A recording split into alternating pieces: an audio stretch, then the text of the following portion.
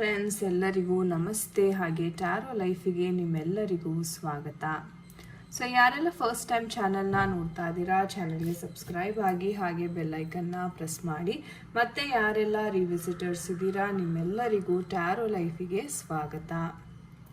So friends, ಇಂದಿನ ಒಂದು ವಿಡಿಯೋದಲ್ಲಿ ಮೇನ್ ಆಗಿ ನಿಮ್ಮ ಒಂದು ವ್ಯಕ್ತಿ ಯಾರೆಲ್ಲ ನೋ ಕಮ್ಯುನಿಕೇಷನ್ ಝೋನಲ್ಲಿದ್ದೀರಾ ಅಥವಾ ಬ್ಲಾಕ್ ಮಾಡಿದ್ದಾರೆ ನಿಮ್ಮ ವ್ಯಕ್ತಿ, ಇಂಥ ಸಿಚುವೇಶನಲ್ಲಿ ಯಾರೆಲ್ಲ ಇದ್ದೀರಾ, ನಿಮಗೆ ಎಸ್ಪೆಷಲಿ ಇದು ಅನುಗುಣವಾಗುವಂತಹ ಒಂದು ರೆಸೊನೇಟ್ ಆಗುವಂತಹ ಒಂದು ವಿಡಿಯೋ ಅಂತಲೇ ಹೇಳ್ಬೋದು.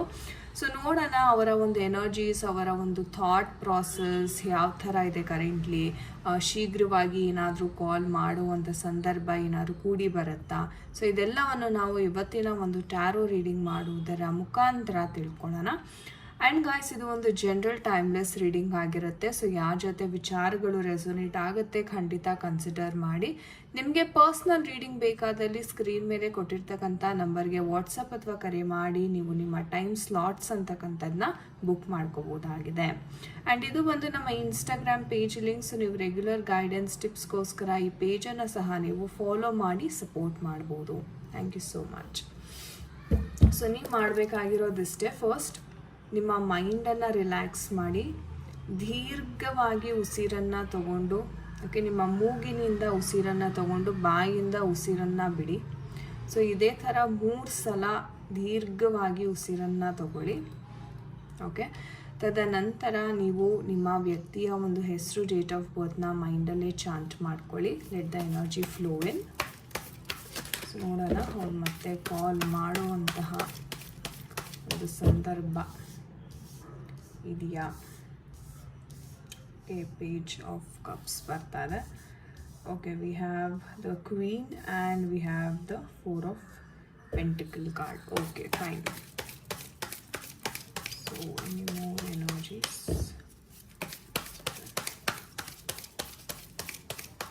ಸೊ ನಿಮ್ಮ ಪರ್ಸನ್ ಮತ್ತೆ ಕಾಲ್ ಮಾಡ್ತಾರಾ?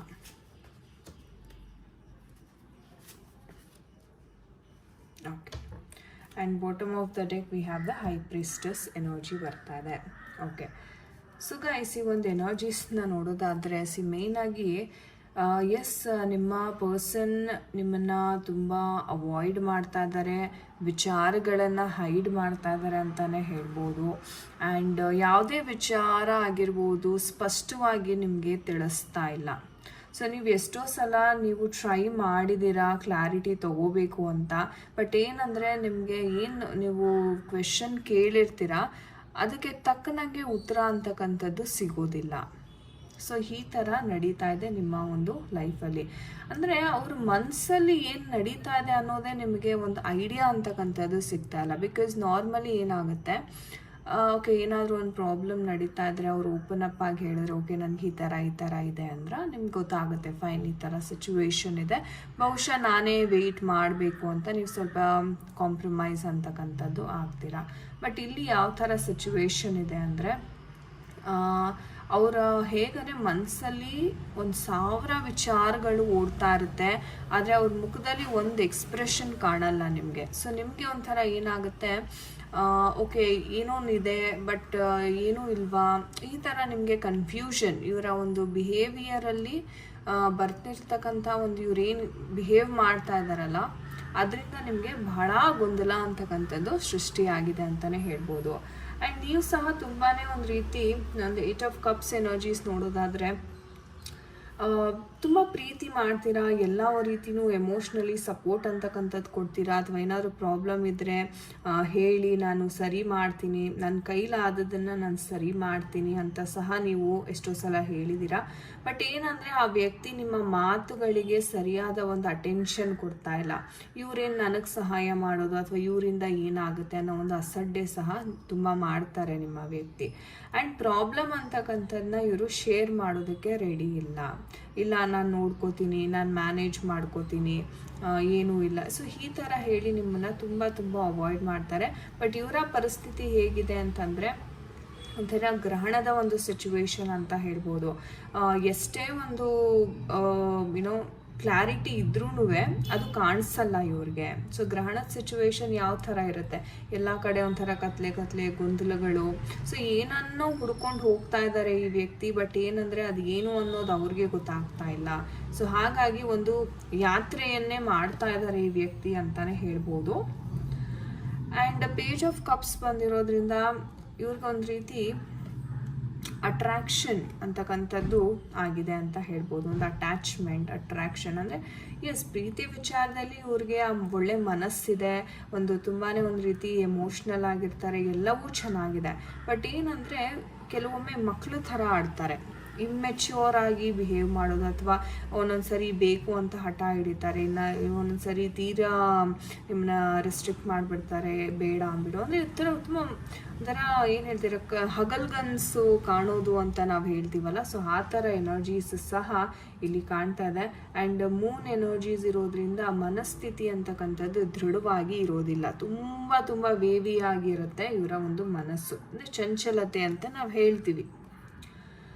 ಸೊ ಕ್ವೀನ್ ಆಫ್ ವ್ಯಾಂಡ್ಸ್ ಬಂದಿರೋದ್ರಿಂದ ಒಂದು ಕಾನ್ಫಿಡೆನ್ಸ್ ಇದೆ ಅಂತ ಹೇಳ್ಬೋದು ಗೈಸ್.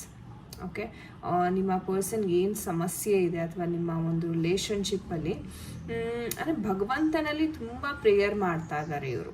ಸೊ ನಾನು ಇಲ್ಲಿ ನೋಡಿದೆ ಹೈ ಪ್ರಿಸ್ಟಸ್ ಎನರ್ಜಿ ಇರೋದ್ರಿಂದ ಇವ್ರ ಕಷ್ಟಗಳು ಏನು ಬಂದಿದೆ ಅದನ್ನು ತುಂಬ ಭಗವಂತನಲ್ಲಿ ಪ್ರೇಯರ್ ಅಂತಕ್ಕಂಥದ್ದು ಮಾಡ್ತಾ ಇದ್ದಾರೆ, ಮ್ಯಾನಿಫೆಸ್ಟ್ ಮಾಡ್ತಾ ಇದ್ದಾರೆ. ಬೇಗ ಈ ಒಂದು ಪ್ರಾಬ್ಲಮ್ಗೆ ಸಲ್ಯೂಷನ್ ಸಿಗಲಿ ಅಂತ ತುಂಬ ಮ್ಯಾನಿಫೆಸ್ಟ್ ಮಾಡ್ತಾ ಇದ್ದಾರೆ ಅಂತಲೇ ಹೇಳ್ಬೋದು. ಸೊ ಒಂದು ರೀತಿ ಕಾನ್ಫಿಡೆನ್ಸ್ ಅಂತಕ್ಕಂಥದ್ದು ಇದೆ ವ್ಯಕ್ತಿಗೆ. ಬಟ್ ಏನಪ್ಪ ಅಂದರೆ ಇನ್ಸೆಕ್ಯೂರ್ ಫೀಲಿಂಗ್ ಅಂತಕ್ಕಂಥದ್ದು ಬಹಳ ಜಾಸ್ತಿ. ಕಾನ್ಫಿಡೆನ್ಸ್ ಬೇರೆ, ಇನ್ಸೆಕ್ಯೂರಿಟಿ ಫೀಲಿಂಗ್ಸೇ ಬೇರೆ. ಯಾವ ಥರ ಇನ್ಸೆಕ್ಯೂರ್ ಅಂದರೆ, ಒಂದು ವೇಳೆ ಇದಾಗದೇ ಇದ್ದರೆ, ಒಂದು ವೇಳೆ ನಾನು ತಪ್ಪು ಮಾಡಿದ್ರೆ, ಒಂದು ವೇಳೆ ಅವ್ರು ನನಗೆ ಸರಿಯಾದ ಟೈಮಲ್ಲಿ ಸಹಾಯ ಮಾಡದೇ ಇದ್ದರೆ. ಸೊ ಈ ಥರ ಇನ್ಸೆಕ್ಯೂರ್ ಫೀಲಿಂಗ್ಸ್ ಅಂತಕ್ಕಂಥದ್ದು ಜಾಸ್ತಿ. ಆ್ಯಂಡ್ ನಾಟ್ ಎಕ್ಸ್ಪ್ರೆಸ್ಸಿಂಗ್ ಅಂದರೆ ಒಂದು ರೀತಿ ನಾನು ಹೇಳಿದೆ, ಏನು ಆಲ್ರೆಡಿ ಹೈಡಿಂಗ್ ಎನರ್ಜೀಸ್ ಇದೆ, ಬಟ್ ಏನು ಎಕ್ಸ್ಪ್ರೆಸ್ ಅಂತಕ್ಕಂಥದ್ದು ಈ ವ್ಯಕ್ತಿ ಮಾಡ್ತಾ ಇಲ್ಲ ಸದ್ಯದ ಒಂದು ಪರಿಸ್ಥಿತಿನಲ್ಲಿ. ಓಕೆ, ಆ್ಯಂಡ್ ಇವ್ರು ಕಾಲ್ ಮಾಡ್ತಾರ ಅಂತ ನಾನು ಕೇಳಿದ್ದೆ, ಬಟ್ ಸದ್ಯಕ್ಕಂತೂ ತುಂಬ ಈಗೋ ಅಂತಕ್ಕಂಥದ್ದು ಕಾಣಿಸ್ತಾ ಇದೆ. ಸೊ ಕಾಲ್ ಮಾಡೋದು ಸ್ವಲ್ಪ ಡಿಲೇ ಅಂತಕ್ಕಂಥದ್ದು ಇಲ್ಲ ಆಗ್ತಾ ಇದೆ, ಯಾಕಂದರೆ ಕಮ್ಯುನಿಕೇಷನ್ ಆಗುತ್ತೆ.